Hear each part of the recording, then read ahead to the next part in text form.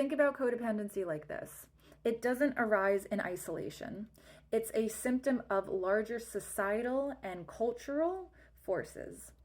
Consider how women, in particular, are often conditioned to prioritize others. This isn't innate, it's a learned behavior, a cultural script deeply embedded within patriarchal structures.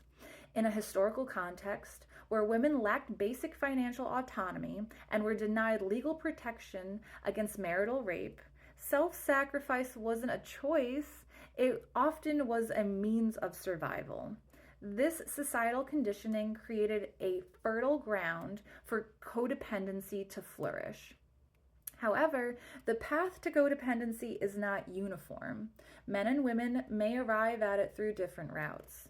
For women, it's often linked to societal expectations of caregiving and self effacement, leading to extrinsic enabling as a learned survival tactic.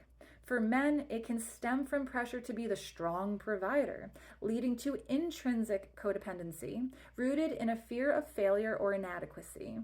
They might be able to enable in order to maintain an illusion of control or to avoid confronting their own vulnerabilities. These dysfunctional survival tactics, whether intrinsic or extrinsic, are then passed down through generations, creating a perpetual cycle of enabling and delusion. Children and grandchildren learn these patterns, inheriting not just behaviors, but also the underlying anxieties and traumas that fueled them. So, in my case, my grandfather's role as a delusional enabler wasn't just a random act. It was a product of his own trauma, likely stemming from the pressures he faced as an Italian immigrant in New York. The cultural expectations of, that era, that time, that place, the need to uphold the facade of strength and family loyalty, the fear of exposing family secrets and, messing up the family's chance to start anew in America, all of these factors contributed to his behavior. He was raised to believe that keeping it in the family was paramount, even if it meant enabling destructive behaviors. And, for my grandmother, likely dealing also with her own trauma and the limitations imposed on women, she was caught in this web of dysfunction. And, the result? A family system where enabling became the norm, a twisted form of love and protection.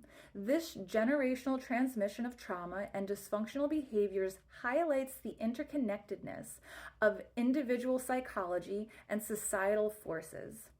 So, to dismantle codependency, we aren't supposed to just look at the individual pathologies, but also confront the systemic forces that perpetuate this insidious form of oppression. We must recognize that codependency is often a legacy, a painful inheritance that demands our collective attention and awareness.